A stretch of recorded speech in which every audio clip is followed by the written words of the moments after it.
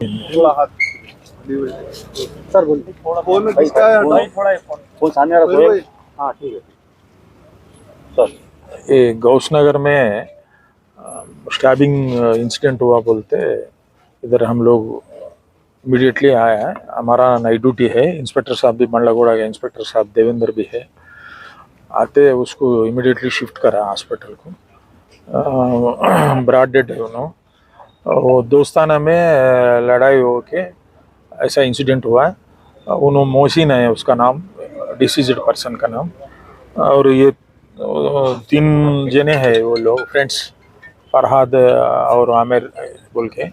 वो लोगों को हम पकड़ के क्या है इन्वेस्टिगेशन में मालूम होता है। स्टैबिंग इंजरीज हुआ अब तक, फर्स्ट इन्फॉर्मेशन वही है।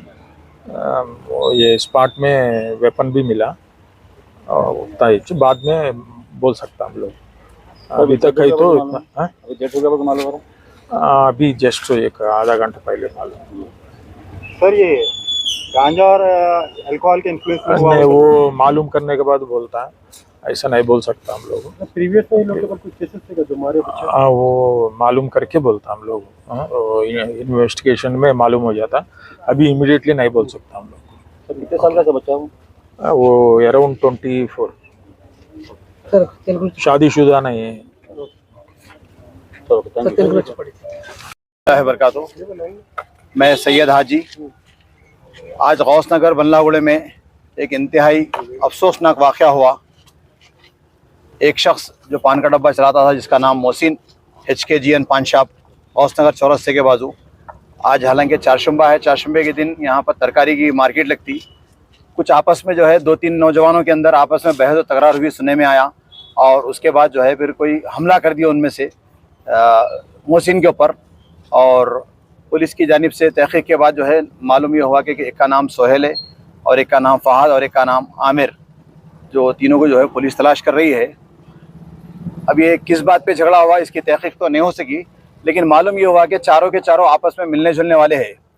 मैं आप तमाम मीडिया वालों के नाजरीन जो देख रहे हैं और इनके जो सरपरस्त देख रहे हैं, इन तमाम को ये मैसेज देना चाहूँगा, किसी भी बात का हल ख़तल नहीं है।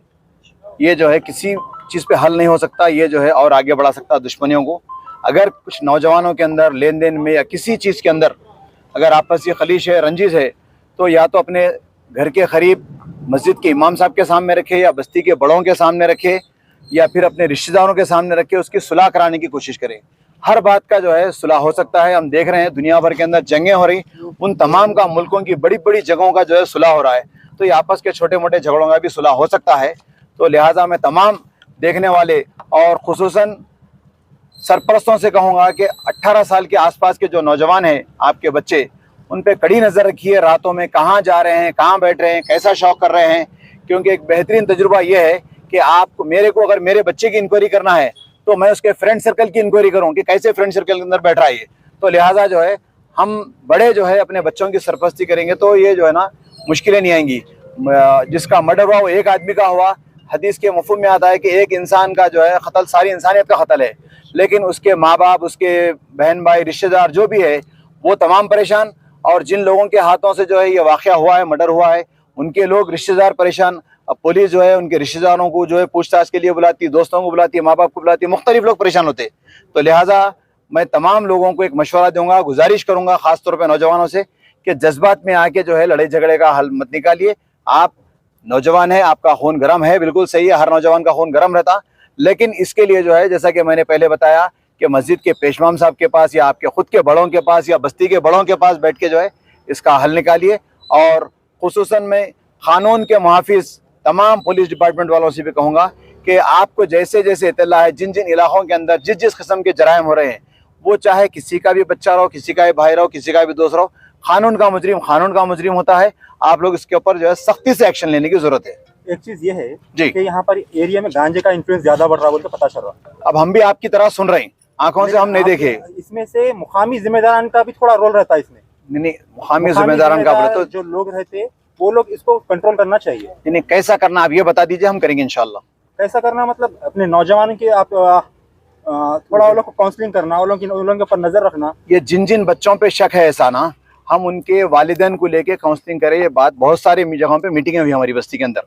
जब मैं ये बात बता रहा हूँ तो इस पे अमल करते हुए बता रहा हूँ कि जिनके ऊपर शक है ऐसा कि भाई ये फलां का बच्चा बिगड़ रहा, तो हम उनके सरपरस्तों को जो है बोले भाई आपका बच्चा गलत माहौल में जा रहा, कंट्रोल करिए।